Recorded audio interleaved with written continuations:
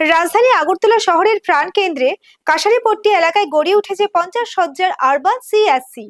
বৃহস্পতিবার মুখ্যমন্ত্রী ডক্টর মানিক সাহা এর আনুষ্ঠানিক শিলান্যাস করেন। আগরতলা শহরের প্রাণকেন্দ্রে গড়ে উঠছে 50 সজ্জার আরও একটি প্রাথমিক স্বাস্থ্য কেন্দ্র।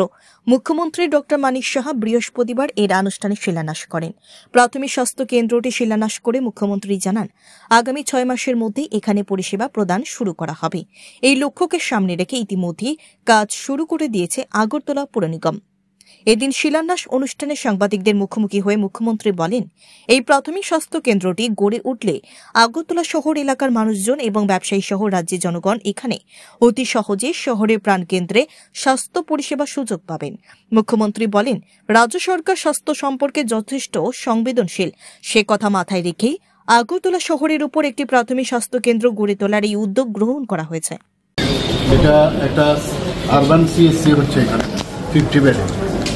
এখানে বিভিন্ন ওপিডি, বিভিন্ন ডিপার্টমেন্টের থাকবে, প্লাস মাইনরিটিও থাকবে। এটার যে সুবিধা সেটা এখানকার লোকালিটি তো আছেই, পাশাপাশি এখানকার যারা বিজনেসম্যান আছে আগরতলা শহরের মেইন, তারাও কিন্তু এই ফেসিলিটিস পেতে পারে। এখানে তাদের জিবি বা আইজিএম যাওয়ার দরকার নেই। দ্বিতীয় হচ্ছে যে যারা বিভিন্ন কাজে এখানে আগরতলাতে আসে, তারাও কিন্তু এই হসপিটালের পরিষেবা নিতে পারে। প্লাস যারা শ্রমিক আসে, তারাও কিন্তু এই স্বাস্থ্য পরিষেবা এখান থেকে নিতে পারে। আমরা এইরকম একটা জায়গা, মানে এটাকে এই একটা আরবান সিএসসি বানানো, মানে সত্যিকারের অর্থে এটা সাধারণ মানুষের খুব কাজে আসবে। তাছাড়া যে লোড আইজিএম হসপিটাল আছে, সেই লোডও কিন্তু কমবে। একটা মাইনরিটিও রাখা হয়েছে, লিফটের ব্যবস্থা আছে, র্যাম্পের ব্যবস্থা আছে।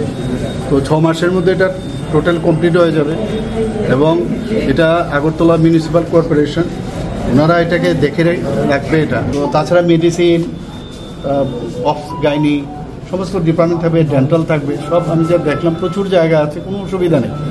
খালি আমি বললাম যখন ফাইনাল শেপ দেওয়ার আগে আমাকে একটু দেখে নিতে, কারণ এক একটা ডিপার্টমেন্টের মানে অনেক সময় অনেক স্পেসের প্রয়োজন, অনেকের কম হলেও হবে। তো সেটাকে প্রপারলি যাতে আমরা আগের থেকে বানাতে পারি, সেই কথাটা নিয়ে